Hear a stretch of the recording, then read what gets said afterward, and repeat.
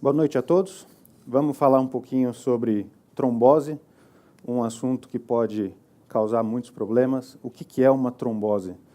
Trombose é quando um vaso sanguíneo entope.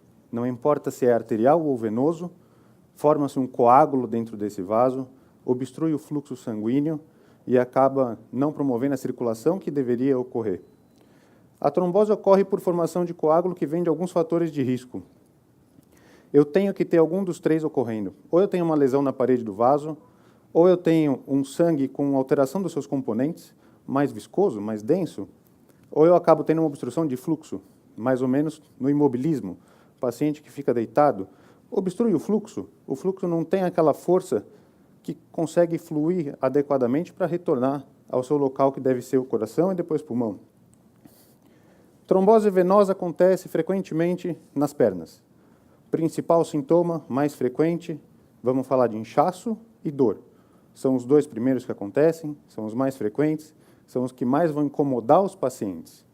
Nosso sistema venoso está totalmente integrado, todo o sangue que está no pé, perna, coxa, abdômen, ele deve retornar ao coração e a circulação final está no pulmão.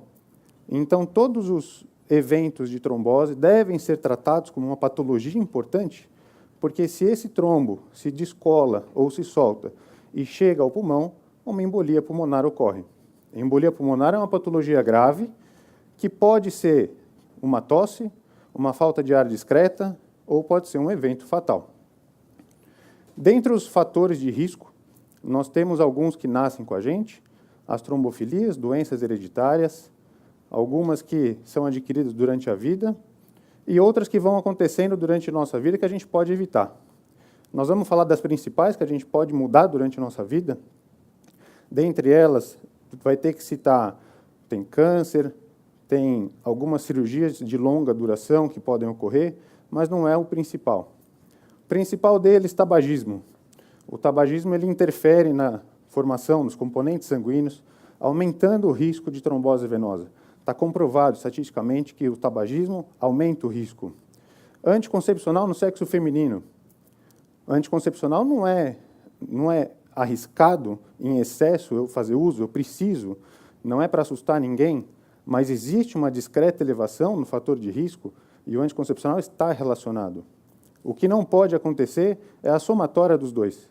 Anticoncepcional e tabagismo não é uma combinação adequada, não se deve ocorrer. E a paciente que faz uso dos dois, ela pode não ter antecedente familiar nenhum, que é um fator importante, e desenvolver uma trombose. A gestação é um fator de risco também.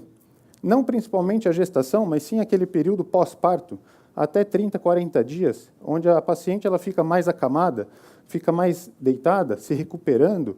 Isso causa uma alteração de fluxo, isso pode promover uma trombose. Reposição hormonal. Mulheres de idade um pouco mais avançada, vai passando o tempo, vamos fazendo reposição hormonal. Hoje está comprovado que na menopausa tem vantagens fazer reposição hormonal. Toda paciente que vai se submeter a uma reposição deve fazer alguma avaliação, principalmente se houver um antecedente familiar. Se houver um antecedente pessoal, é obrigatório que tenha.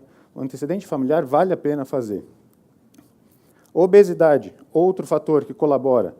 O obeso tem um retorno venoso com mais dificuldade, mais lento, provocando uma estase sanguínea, podendo causar um entupimento do vaso, uma trombose.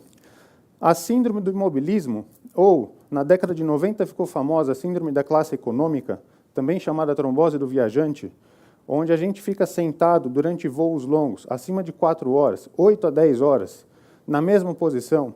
Não está correto eu classificar só na classe econômica. Trombose também ocorre na classe executiva ou na primeira, porque ela não está relacionada só ao fato da gente ficar apertado numa cadeira. Está relacionada ao fato do paciente que fica sentado durante 8 a 10 horas sem sequer se mexer. É aquela pessoa que toma altas doses de bebida alcoólica, toma um remédio, senta na janelinha e dorme o voo inteiro, 8 a 10 horas, sem se mexer. Uma maneira de prevenir isso, onde todos devem fazer, transformando o voo num ambiente mais adequado e um tempo mais adequado, é fazer algumas atividades dentro do voo. Você pode fazer exercícios com o pescoço, com o ombro, com a mão, com os pés. O tronco pode levantar, abaixar, roda o pescoço. Use a panturrilha. A panturrilha é a nossa bomba principal que faz o sangue retornar dos pés para o pulmão. É onde a gente deve fazer mais. Fazendo isso, você tem um voo mais confortável e diminui muito a sua chance de ter uma trombose.